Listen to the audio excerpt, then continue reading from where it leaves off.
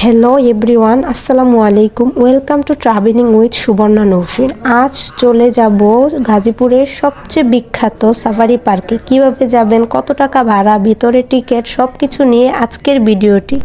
চলেন শুরু করা যাক। এটি শ্রীপুর গাজীপুরে বাগের বাজার অবস্থিত। আপনারা ঢাকার রাস্তা হয়ে আসলে মূর কোর্স করে অপর সাইডে আসতে হবে এবং পরবর্তীতে এই পাশে অটো চালকদের সাফারি পার্কের কথা বললে তারাই আপনাদের নিয়ে যাবে।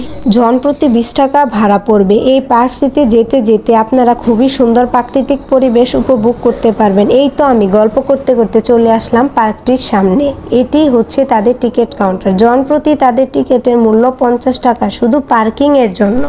এন্ড আমরা ঢুকে পড়লাম পার্কটির ভিতরে ঢুকতেই 3টি রাস্তা দেখতে পারবেন। আমি সাজেস্ট করব হাতের ডান পাশে রাস্তায় যাওয়ার জন্য। দেন আমি হাঁটতে শুরু করলাম। এই পার্কটিতে আসতে হলে আপনারা হাতে সময় নিয়ে আসবেন, তা না হলে পুরোপুরি ঘুরে শেষ করা সম্ভব হবে না। যারা ফটোপ্রেমিক এবং প্রকৃতির সৌন্দর্য উপভোগ করতে চাচ্ছেন তাদের জন্য বেস্ট পার্ক এটি।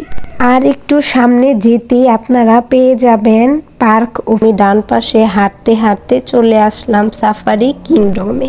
এর ভেতরেই মূল আকর্ষণ। ভেতরে ঢুকতে আপনারা এক সারিতে আলাদা আলাদা টিকিট কাউন্টার পাবেন। প্রথমটিতে হাজারো ভিন্ন ভিন্ন পাখির সমাহার এবং দ্বিতীয়টি অ্যাকোরিয়াম গ্যালারি। এখানে নানা প্রজাতির ফিশ রেখেছে এবং তৃতীয় নাম্বারে 9D মুভি রয়েছে এবং চতুর্থ নাম্বারে রয়েছে প্রজাপতির রাজ্য।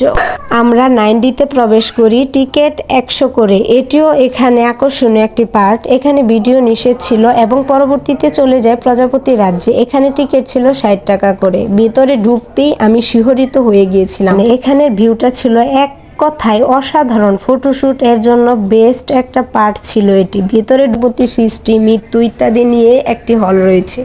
পরবর্তীতে চলে যায় এই পার্কের মূল আকর্ষণে। এখানের ভিউটা ছিল এক কথায় অসাধারণ। ফটোশুট এর জন্য বেস্ট একটা পার্ট ছিল এটি। ভিতরে ঢুকতেই ঝর্ণার শব্দ শুনতে পাচ্ছিলাম। আমরা আরো ঘুরে ঘুরে দেখছি। এখানে নিরিবিলি শান্তিপূর্ণ জায়গা ছিল। অবশেষে দেখা মিলল আমাদের শব্দ শোনা সেই ঝর্ণাটির। এখানে প্রত্যেকটা জায়গা অসম্ভব সুন্দর ছিল। পরবর্তীতে হাতের বাম পাশে কুমির পার্কে গিয়ে কুমির দাদাকে দেখে নিলাম। এরপর আবার চলে গেলাম সোজা পথ ধরে মিউজিয়ামের কাছে। এখানে টিকিট 20 টাকা ছিল।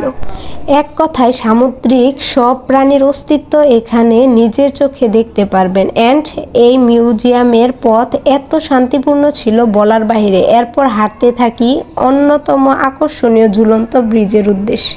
এটির টিকিট ছিল 10 টাকা। যাওয়ার পথে সম্মুখীন হয় এই কিউট বানরের।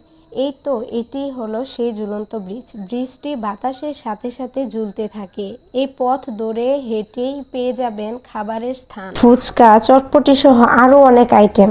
অবশেষে আমরা আমাদের ঘোরাঘুরি সমাপ্ত করি। আর যারা সিংহ মামা থেকে শুরু করে বন্য সকল প্রাণী দেখতে চান তারা এই জায়গায় টিকিট কেটে ঘুরতে পারবেন। আমাদের সময় ছিল না তাই ঘুরতে পারিনি। টিকিট জনপ্রতি মোট খরচ পড়বে 500 থেকে 600 টাকা। আজ এই পর্যন্তই। আল্লাহ হাফেজ।